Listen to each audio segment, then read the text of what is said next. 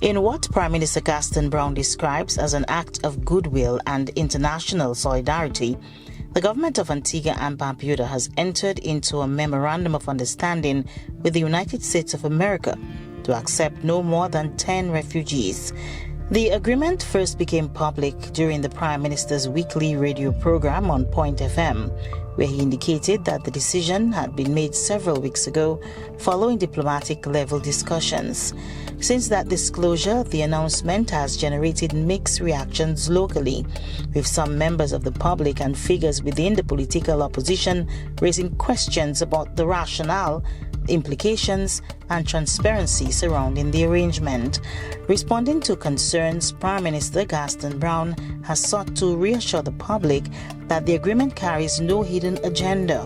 He emphasized that the MOU is part of a broader international framework endorsed by more than 100 countries, designed to provide limited humanitarian assistance under clearly defined terms. What has happened, the United States has been called upon over the decades to accommodate a disproportionate amount of refugees.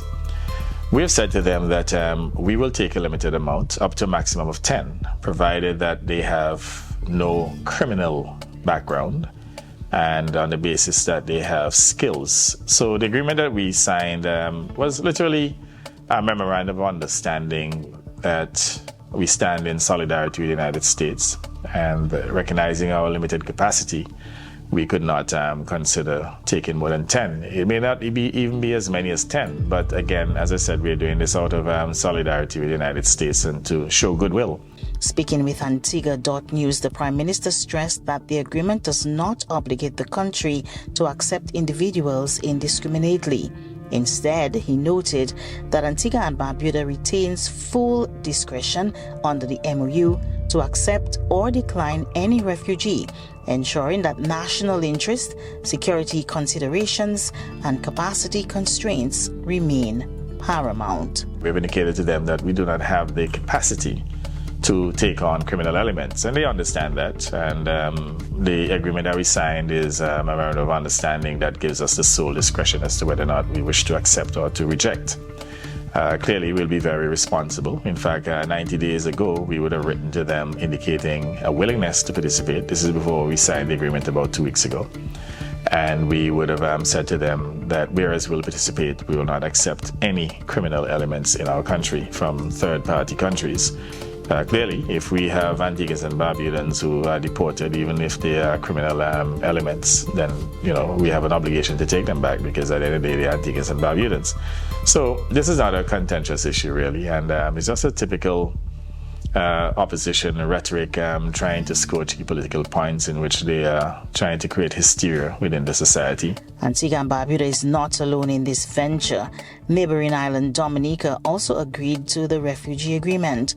Roosevelt scarred that country's prime minister broke the news at a press conference on Monday. The United States and the Commonwealth of Dominica has entered into an agreement to facilitate third country refugees to be sent to Dominica to mitigate scenarios where the United States cannot return these individuals to a state of birth or origin. In our discussions with the State Department, there have been careful deliberations of the need to avoid receiving violent individuals or individuals who will compromise the security of Dominica. This has been acknowledged and well received by the State Department. As the regional conversation unfolds, the Refugee MOU places Antigua and Barbuda within a wider global moment, one where small states are increasingly asked to balance compassion with capacity and sovereignty with solidarity. For Prime Minister Gaston Browne, the message is clear. This is not about obligation, but choice. And in that choice lies a broader national conversation about who we are and how we engage with the world beyond our shores. This has been a production of Antigua.news. I am Charmaine Big Charles.